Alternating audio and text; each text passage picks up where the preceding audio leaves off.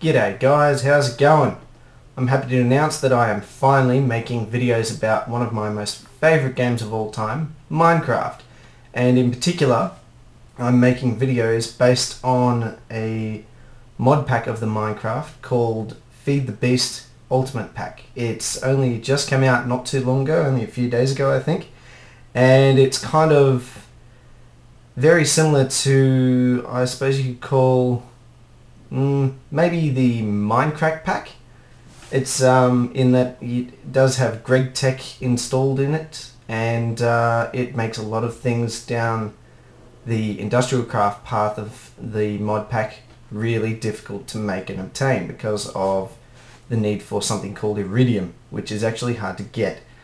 So I am going to do a tutorial for you on one of the blocks from Greg Tech called the Matter Fabricator.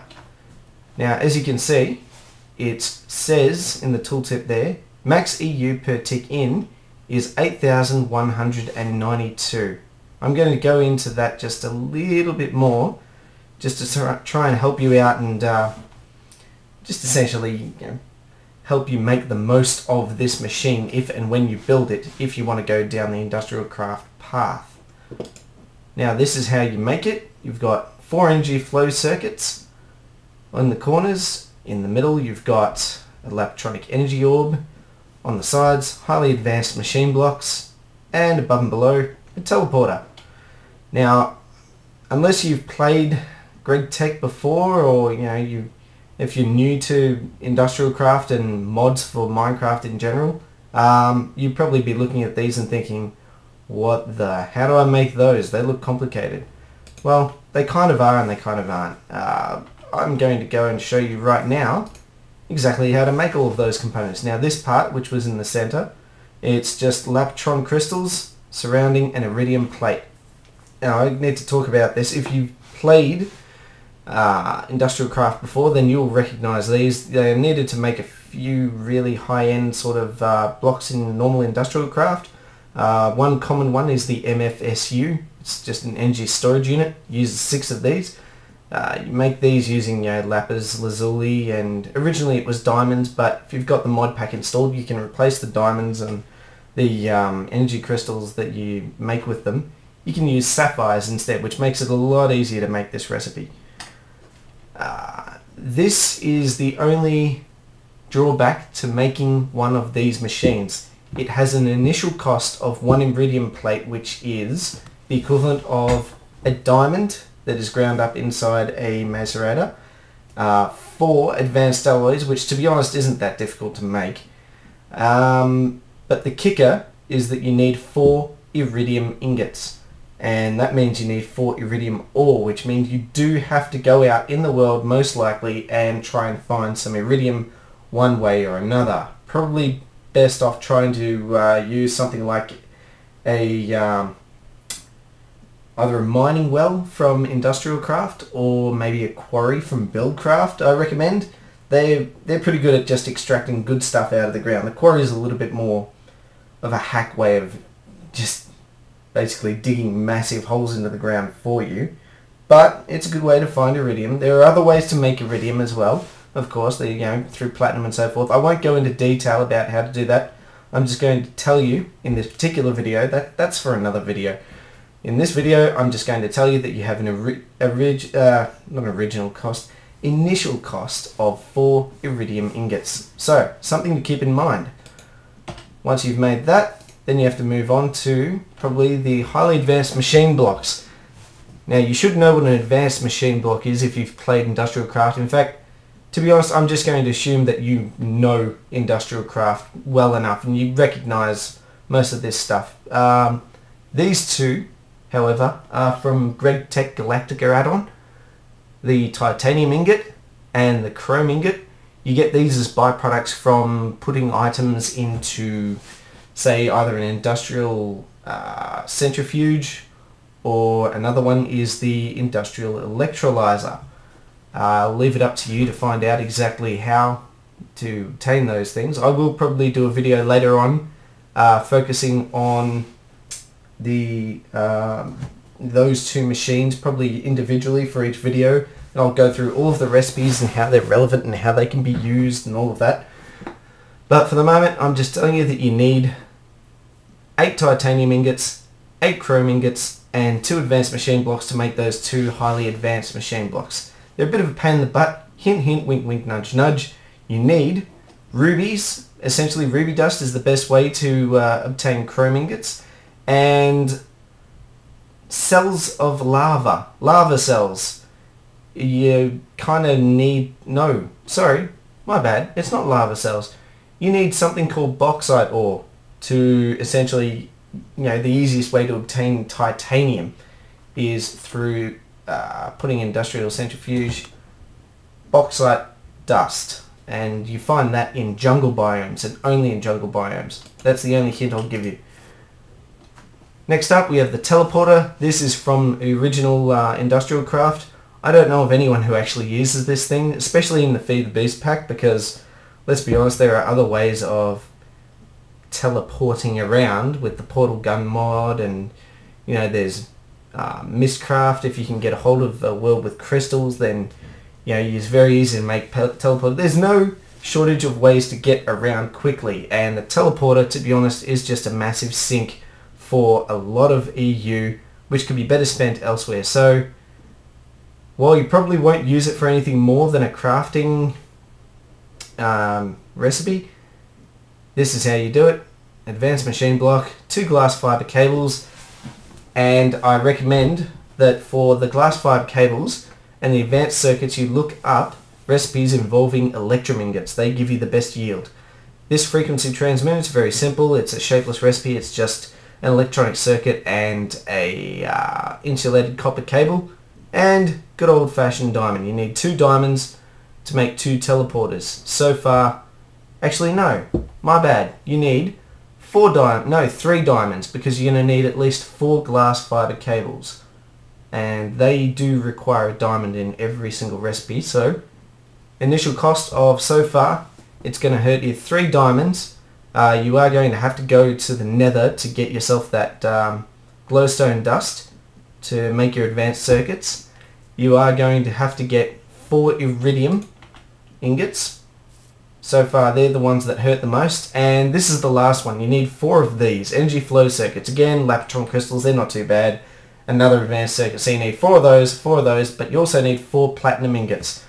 You're going to sort of struggle to get these a little bit. There is another recipe for making 4 of these energy flow circuits in one go, but it's a much more complicated recipe. It uses 2 Lapotron crystals, and it requires an iridium plate, which is again 4 iridium ingots and a diamond. Don't recommend you try that in the early stages of the game, which is probably when you're going to be trying to make one of these matter fabricators. I say early stages of the game because, well, since Great Tech add-on was actually put into the mod pack, it's kind of shifted stuff that would usually be late game into mid game, and mid game stuff into early to mid game. So it's kind of shifted the goalposts a bit.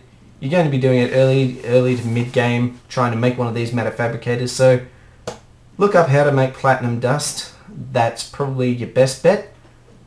Get those energy flow circuits, and you will make yourself one of these.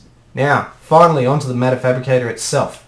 This is a block. You place it in the world somewhere. You don't have to give it a redstone signal to make it work, which is good, but it requires 2 inputs. The first is scrap. Scrap goes into these 8 slots. It can hold up to 8 stacks of 64, so it's already got a fair amount of scrap, or at least a fair buffer for scrap. And it also requires EU power, but as you will notice, there is no extra slots in here to put stuff like Lapotron crystals that are charged, or any other energy source, RE batteries. You cannot put any of those in there to make this thing work. It has to be powered through wires, so keep that in mind. And once it gets these 2 ingredients, power and scrap, it will start doing its thing very slowly, chewing through all of the power, and it takes a lot of power, guys. I kid you not, a lot of power. This process is slow. What it does is it goes through, it slowly climbs this up to 100%, it slowly depletes the scrap. I think it's something like 32 scrap per UU matter, and that is actually what happens. You get something called UU matter, this purple stuff, and I think it's going nighttime. Let's set it to dawn. Let's see. Now, what can you do with UU matter? Well, you can do quite a lot of things actually. I won't go into all of them because, well, to be honest, that's probably another video yet again, another day. There are a lot of ways you can put the UU matter into the, you know, the crafting table grid. You know, there's probably all sorts of different things. Look, if you put 3 of them like that, you can get still lava, which is kind of the same as having a bucket of lava. I don't know, but you would probably be, oh, there you go. Put UU matter into a shape like that, an upside down T, and you get aluminium dust, 16 of them. And if you put 9 in there, you get a diamond. But the most common use for this stuff is for iridium ore, because this stuff is relatively difficult to get in the world. You know, it's, I think iridium ore blocks themselves, they randomly spawn somewhere 1 in every 5 chunks of the world, and a chunk is 16 by 16 by, you know, the whole height of the world, and they can spawn at any height in the world as far as I know as well. So it really is hard to find this stuff. It's not easy at all. There was once upon a time sort of a little bit of a bug where you could go into the nether and find iridium blocks in there a lot easier. There was also a bug after that was removed. There was a bug that allowed you to use, what was it? It was, here, let me get rid of this. Can you throw that? Oh wow, you can. There you go. There was a bug where you could actually use a induction furnace which with rich slag to keep on essentially sort of taking platinum and turning it into more platinum, which you could then centrifuge into making iridium ore. There was that sort of little cheap way of making iridium, but now this is pretty much the best sort of, you know, way in the game to get iridium ore if you don't want to have to mine the thing, and try and finding it is hard enough. So remember that in an I shape, I for iridium, 7 UU matter equals 1 iridium ore. Now obviously you'll want that to happen as quickly as possible. You'll want as much iridium as you can get, because iridium ore, you need 4 of them to make your iridium, 4 iridium ingots, which you need to make just 1 iridium plate. And iridium plates are everywhere, all over the recipes of the GregTech Galactica add-on. And to be honest, it's quite useful. You can make some really good armor with it and so forth, but it's kind of hard to get. Right now, as you can see, I've got, this is probably a typical setup that you would find for a lot of players sort of early to mid-game. What they've done is they've done a lot of mining. They may have made, I don't know, a quarry or two. They've got their hands on a lot of coal, a lot of different alloys and, you know, other precious metals and a whole bunch of other stuff. Iron, I'm sure they've got a lot of iron. And what they've done is they've made a field of some sort of generator. In this case, it is a field of advanced solar panels. Personally, I like them. I know a lot of people like these as generators for EU, simply because you just place them down in the world and you forget about them. They, you know, there's no worries of them overloading or blowing up, or there's no maintenance. They sit there, they do their thing. They even produce a little bit of EU during the night as well. So, you know, they're all round pretty awesome. But even with a massive field like this, you know, I've got 1 MFSU plugged into here, 1 MFSU plugged into there. All of these produce more power than these MFSUs can put out. So I'm putting in about 1024 EU per tick into this thing, which is quite a lot of power. But as you can see, it's kind of not going very fast, is it? Like, sure, this is probably a lot faster, actually, than most of you would have when you first set up one of your meta fabricators. You'd probably be lucky to have just 1 MFSU plugged into it, and you'd be lucky if you'd have somehow generated enough power to even keep up with the output of the MFSU. You know, this is a fairly typical setup. This is like what I've done for myself in the past. Oh, I missed the hopper. You know, I've got a whole bunch of generators plugged into my matter fabricator, and I've got an extra set of generators, you know, plugged into a separate circuit, just dedicated for my machine so they don't run out of power. It's not a good idea to dedicate all of your power, or not dedicate it, but channel all of your power from all of your power grids into a matter fabricator, because it will just eat it all up and it will starve all of your other machines. Something to keep in mind, you know, and this is also a common thing to do, you know, add some sort of extra buffer to hold the scrap that you're going to put into matter fabricator, because it does chew through a lot of scrap. And the last thing you want to do is to have to, you know, upkeep this thing. You want to set it and forget it. So here I am answering a couple of questions. Number one, how much power can the matter fabricator take? We answered that before. It's 8,192 EU per tick, and I'm about to show you exactly how you can go about doing that. And another question, when should you make another matter fabricator? A lot of you are very keen to get your hands on a lot of UU matter, and I can't blame you. But is it really a good idea to make more than one? Should I, instead of having one of these hooked into there, another separate circuit hooked into another matter fabricator instead of to the side of this one, should I have 2 going? Should I have 3 going? Should I have 4 going, all on their own separate circuits? Will it help my production? Is it worth it? Well, yes and no. Technically, I suppose the more power you dedicate towards making UU matter in one way or another, you will eventually see the results of it, and it's fairly linear. But remember, the initial cost of one of these things is, at the very least, 3 diamonds and 4 iridium ingots. That's a fairly hefty cost, especially in the early games when you're really relying on this thing to churn out the UU matter. And to be honest, this setup is probably a little bit faster than what you would have at the start. So, in answering your questions, let's go and follow the yellow brick road for a little bit. Now, I've got a mock setup here of essentially, this is overkill, to be honest. This here in the middle of all of this gunk is another matter fabricator. And I have flowers of ultimate hybrid solar panels just to show you, you know, exactly how much power this thing can take. Now remember, it can take 8,192 EU per tick before it hits the wall. It's basically, it cannot go faster than that.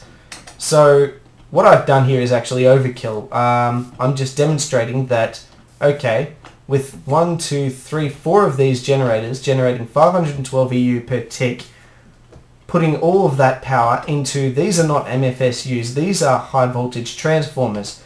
And when you power a high voltage transformer with a redstone signal, instead of stepping down voltage, it steps up voltage. So it's taking in 2048 and it's pumping out 2048 EU per tick. And I've got that going 1, 2, 3, 4, 5, 6.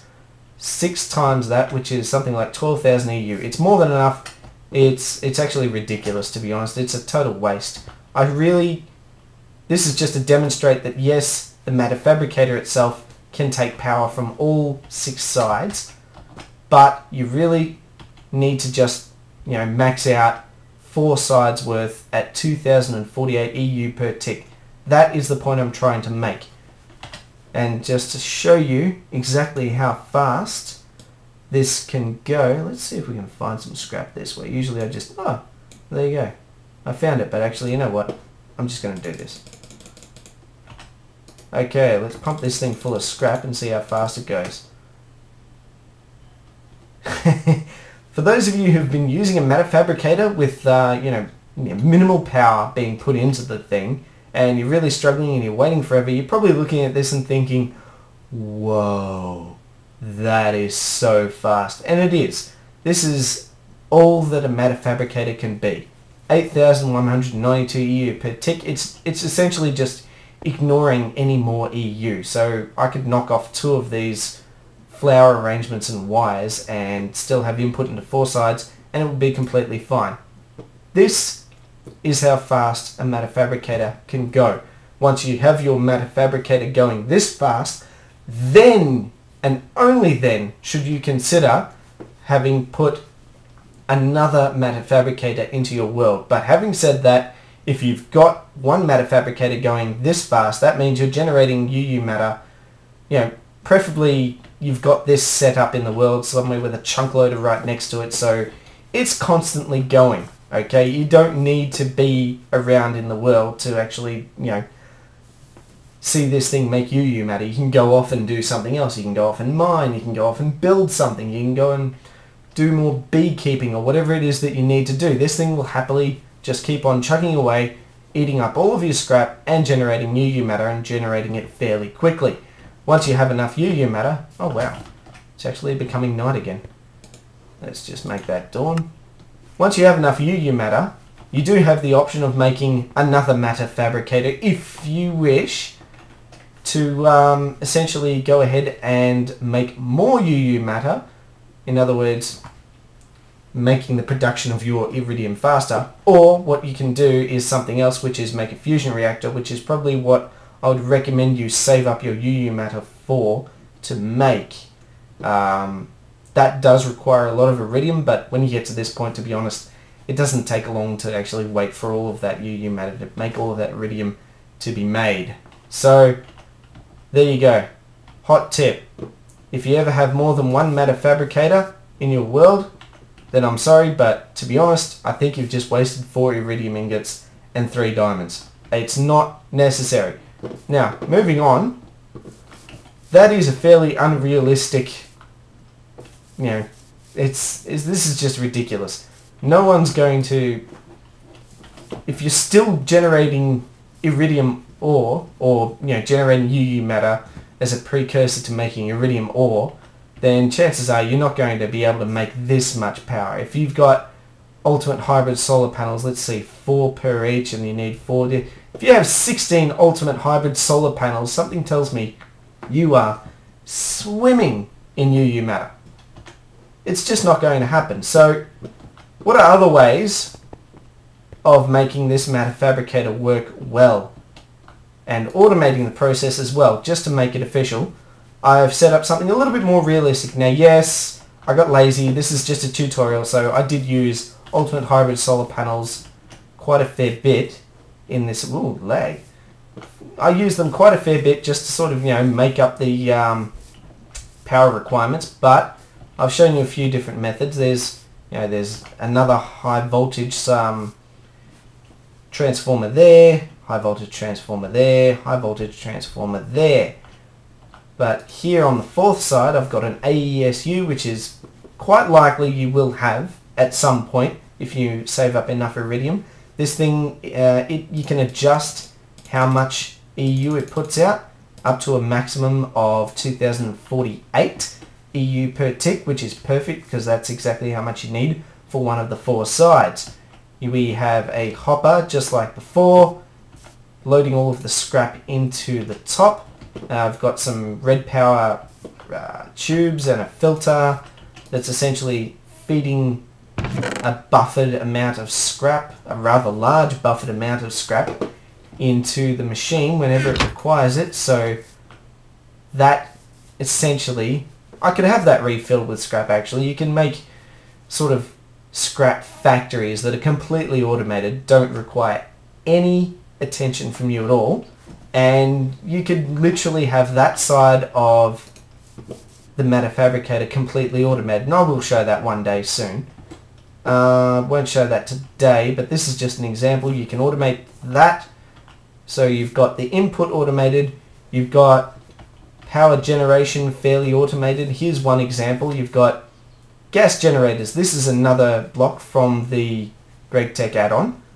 Generate 16 EU per tick each. They run off, I think, sodium cells and methane cells, or essentially liquid sodium or liquid methane. So if you pump those into these gas generators, you'll get 512 EU per tick if you have 32 of those generators. And here we go, I've got a bank of them. They're full of methane cells. They're also full of empty cells, so I didn't take care of getting rid of those for the purposes of this video, but you get the general idea. That's one way of making EU outside of solar panels. Another example is thermal generators. They work pretty much exactly the same as your geothermal generators that you get through normal industrial craft, but these are, again, another generator from the Great Tech add-on. They're a little bit more expensive, and instead of outputting 20 EU per tick each, like the geothermal generators, they output 24 EU per tick. It's not much of a jump up, but hey, an increase is an increase, right? 22 of those will give you 528 EU per tick. All you have to do is feed it lava and feed the resultant EU into your Mfsu or whatever it is you want to use. And just to show, a quick little lava farm, I suppose you could call it. I've got netherrack going into magma crucibles. This could be cobblestone, by the way. You can use cobblestone in magma crucibles as long as you can find some way of making a whole bunch of, this is Minecraft joules, this is Buildcraft energy. If you can make some sort of Buildcraft energy farm, then you can have these going non-stop. You can maybe fill them up with cobblestone instead. It's easy to make a cobblestone generator farm. This can all be completely automated. You can set it and forget it. No, what's this? This is just a little test I was doing, and I've just made a mess. Wonderful. Let me just... methane cells everywhere. Yay! And I've got a tank. This is a buffer. It's always a good idea to have some sort of buffer of sorts to hold extra liquid or extra items or whatnot whenever you try and automate machinery, just in case you make a little bit too much, or if you want to regulate the output of whatever it is you're making. In this case, lava into thermal generators. Wonderful. We've got EU, and it's helping go towards power our matter fabricator. Lastly, we've got over here on this side something called a diesel generator. Now, you should probably recognize that symbol if you know Buildcraft. You will know that this is a bucket of fuel. Fuel is essentially refined oil. You know those oil geysers you find just sort of popping up over the world, all over the place? They're fairly easy to find in the sea, actually, because in the sea and in the desert they kind of stick out like a sore thumb. Go looking for oil geysers, go and pump out all of that oil, go and turn all of that oil into lovely fuel, and feed that fuel into these things, the diesel generators. They last forever. You can make 384,000 EU at 12 EU per tick from one single bucket of fuel. That's heaps. That is a lot, guys. I know it's not technically a renewable resource unless you use bees. Wink wink, hint hint, nudge nudge. But you can find quite a lot of it, and I mean quite a lot of it. You can have massive tanks like this completely full of either oil or fuel that's been converted from oil, and you can run these diesel generators forever. I remember as soon as I saw these, I was like, aha, because I didn't want to run combustion engines for anything in Buildcraft, so I went ahead and I remember in one of my first Feed the Beast worlds I made something like, I don't know, something like 12 or 14 or 16 of these diesel generators, and I ran them on fuel from just one medium-sized oil bubble in the ground that I found that I tapped out. I made a nice big tower of tanks for the oil, and I turned it all into fuel, minus the little bit of fuel that I used to turning it into oil through my combustion engines. There was a little loss there, but honestly, they ran my diesel generators for, I kid you not, probably about, I don't know, close to 100 hours. 16 diesel generators going full pelt from the oil which was turned into fuel from one oil bubble. One oil bubble. So there is another EU farm that you can seriously consider, which is actually a fairly good real world example. Go make yourself some diesel generators, go get yourself some oil, turn it into fuel, power these suckers. They last forever.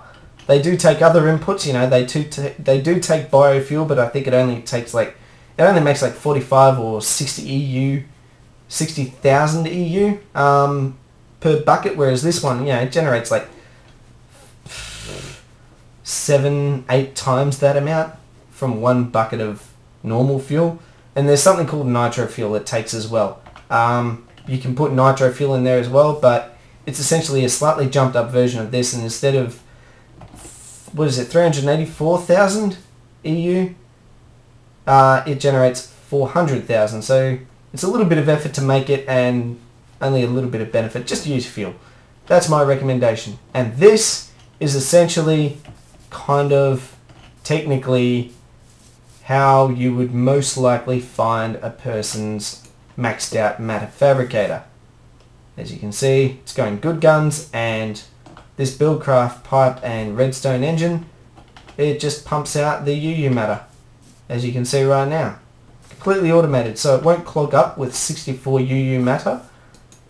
It will never clog up, at least not, well actually no it won't. This will pump out the UU matter no matter what. It won't touch the scrap, it will just pump out the UU matter. And I've got my buffer for UU matter right here. Again, put a chunk loader here. Make sure that chunk loader is fed ender pearls or whatever chunk loader it is that you need to put down. That, you know, do whatever you need to keep this all loaded and just let it go ahead and do things. And the sun is setting, that's perfect. This is a good wrapping up point. I hope you enjoyed the video. I hope this explains matter fabricators for you, answers a few questions for you, maybe shows you a couple of different methods on how to run them.